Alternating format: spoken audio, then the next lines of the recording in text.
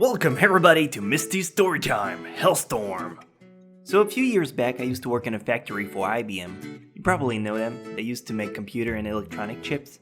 I worked in several departments there, but I spent most of my time in the shipping and receiving one. This story happened back in December 2012, on an evening night.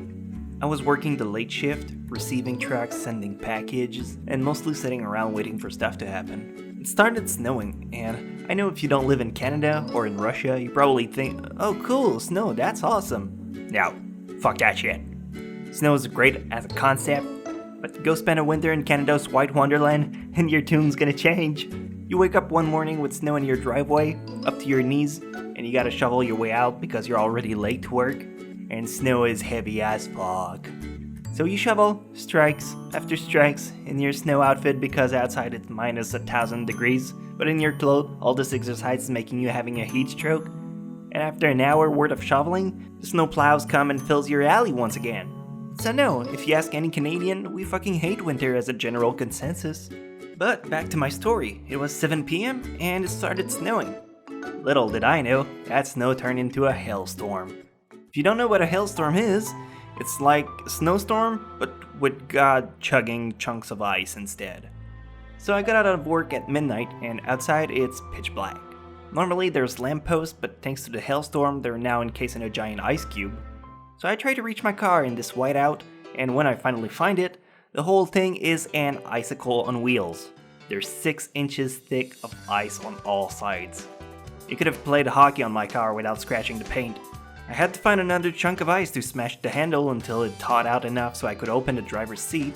Usually, any Canadian driver have a snow duster. One side is used to take off the snow, and the other side can scrape the ice.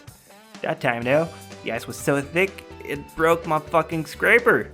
So I just sat inside my car and I waited. Heat full blast on the window so I could at least see where I was going. Eventually the windows cleared out and I left my workplace an hour later. Still all iced up. I used to live about 15 minutes away from IBM. That time, it took me 40 minutes to get back home. I was driving on an ice rink in a giant whiteout. Turn the I-beams, you say? It makes it even more impossible to drive in. The light reflects on all the snow and it just blinds you even more. But I'm still driving my fucking igloo in the middle of nowhere and eventually I reach my home. I decide to be smart about this situation and what do? I take a fucking hairdryer. So I'm outside, it's minus 30 degrees Celsius, and I'm blowing my car. I might even do it some braids later, I don't fucking care. Here's the thing, while I'm blowing the ice, the top part melts, but not the bottom where the junction is made between the ice and the metal, so it's clearly not working. So instead I take a knife that I heat up with the hairdryer, and then I proceed to cut the ice where the edge and the metal are. That does work, but it leaves me with a huge chunk of ice the size of Texas. So I had to make the chunks slide all the way to the ground, and then with a sledgehammer break them into tiny pieces. Because I don't know if you tried to lift an ice block of that size, but shit's heavy as concrete. So no, when people ask me if I like winter, I tell them no. No I don't. Snow's fun as a concept, not to live in.